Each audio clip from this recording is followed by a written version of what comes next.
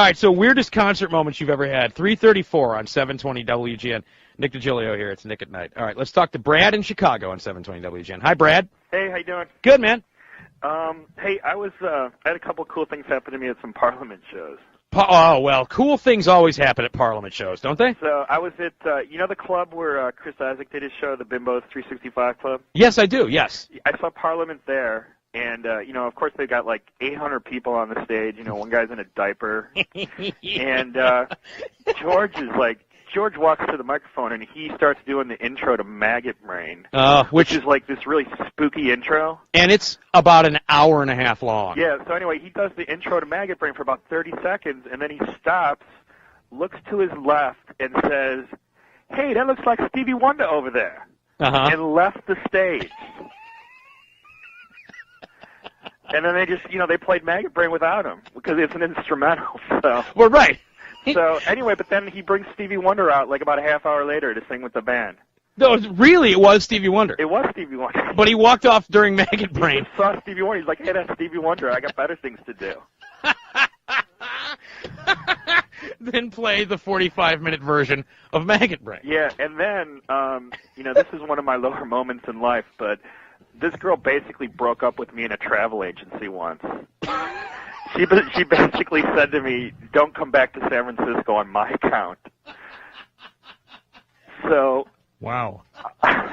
I'm sorry to laugh, man. Yeah, it was harsh. It was harsh. So I wind up basically on like the first plane out of town I can get, which is this airline called Mark Air that I've never even heard of. So I wind up on this plane with the entire Parliament band, which is like 800 people. On the cheapest airline of all time. And this Mark Air, was it M-A-R-K? I swear to God, yes. And was it just run by some guy named Mark? It would have been better if it had. This plane was like 3 hours late and had a stopover in Denver on its way to Chicago, actually. And I'm sitting next to this guy from Parliament named Grady. And I said to Grady, I'm like, "Dude, I came to see you guys, and you guys are great, but how do you make money with all those people up on the stage?" And he said, "We don't." That's why we're flying Mark Air. Yeah, so anyway, the stopover's in Denver, but they won't let anybody off the plane to get food because the plane is so late. So, all the guys in Parliament start, chanting fried chicken over and over again. And they wouldn't let anybody off the plane. They wouldn't give anybody any food. And then this was really cool. As the plane's taking off, all of Parliament starts singing a cappella, Itty Bitty Pretty One.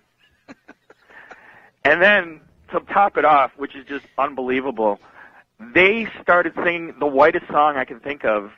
I mean, Chris has probably seen this band. They started singing America's Horse with No Name. Wow. And it sounded good.